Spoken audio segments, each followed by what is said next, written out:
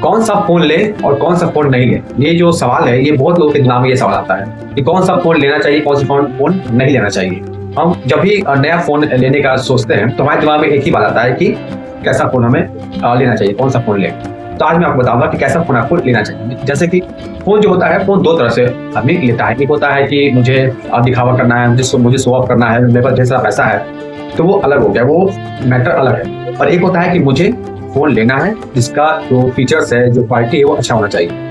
तो जो दिखावा वाला फोन होता है वो अपग्रेड होते रहता है। जो नया आया तो ले लिया, पुराना वाला हटा दिया, चाहे वो अच्छा है फिर भी उसको हटा दिया। लेकिन जो फोन काम के लिए लिया जाता है, जो बढ़िया देख करके लिया जाता है, तो वो फोन मैं आपको बताता हूँ कि उसमें कैसे कैसे फीचर्स होना चाहिए।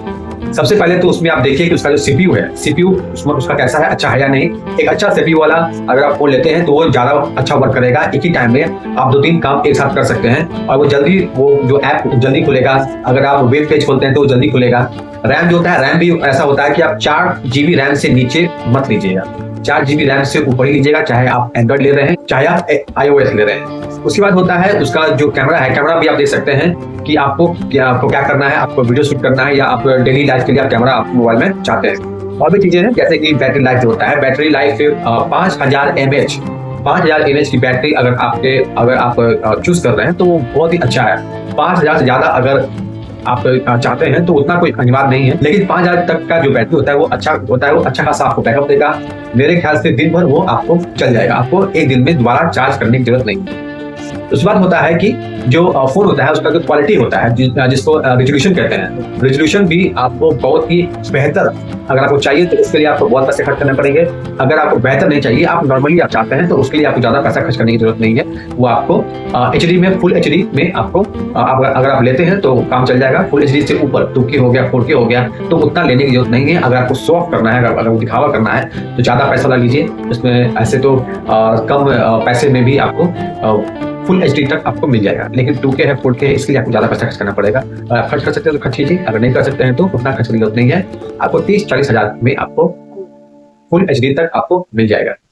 अब बात करते हैं कि फोन का जो कनेक्टिविटी होता है, एक होता है 3G 4G 5G होता है और वाईफाई कॉलिंग होता है, जिसमें NFC होता है और जिसमें बहुत सी चीजें होती है जैसे कि वोल्टी सपोर्ट करता है कि नहीं, जियो का सिम सपोर्ट करता है कि नहीं। ये सब आपके लिए देखना बहुत जरूरी है कि जो आप फोन ले रहे हैं उसमें ये सब आपको सपोर्ट करता है या नहीं।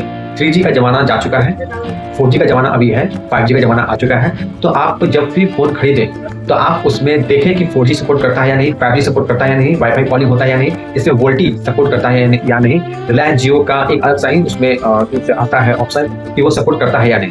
अब मैं आपको बताता हूँ रिफ्रेश रेट बारे। रिफ्रेश रेट जो होता है, रिफ्रेश रेट में आप क्या कर सकते हैं कि रिफ्रेश रेट आपको जितना ज्यादा मिल जाए उतना ज्यादा अच्छा होता है। लेकिन एक नॉर्मली आपको बताया, अगर मैं बताऊँ तो 120 जो होता है वो आपको नॉर्मली आपको चलेगा। 120 से भी ऊपर होता है, 144 भी होता है, तो आपको 120 तक चलेगा, ना ज्यादा ना कम, वो बीच में वो आपको चल जाएगा। लेकिन अगर आप ज्यादा पैसा खर्च करना चाहते हैं तो 144 वाला आप ले सकते हैं, इसमें कोई दिक्कत नहीं है। अब मैं बताता हूँ मेमोरी के बारे में। इनबिल्ट मेमोरी, जो फोन के अंदर मेमोरी जो होता है वो अलग होता है और जो बाहर से एक्सटर्नल मेमोरी हम डालते हैं वो अलग होता है। लेकिन अब क्या है कि बहुत ऐसा फोन है जिसमें इंटरनल मेमोरी आपको देता है, लेकिन एक्सटर्नल मेमोरी जिसे हम SD कार्ड कहते हैं वो आपको सपोर्ट नहीं करता है। तो जो एक्सटर्नल मेमोरी सपोर्ट नहीं करता है उसमें आपको केवल इंटरनल मेमोरी से ही काम चलाना पड़ेगा, जिसके लिए आपको देखना पड़ेगा पहले से कि उसमें कितना GB सपोर्ट कर रहा है, 64 GB है या कितना GB है, वो आपको देखना पड़ेगा। 128 है या 256 है या 500 है या 1 TB है, तो ये आपको पहले देखना पड़ेगा। ये अपने हिसाब से, पैसा के हिसाब से आप देख लीजिएगा।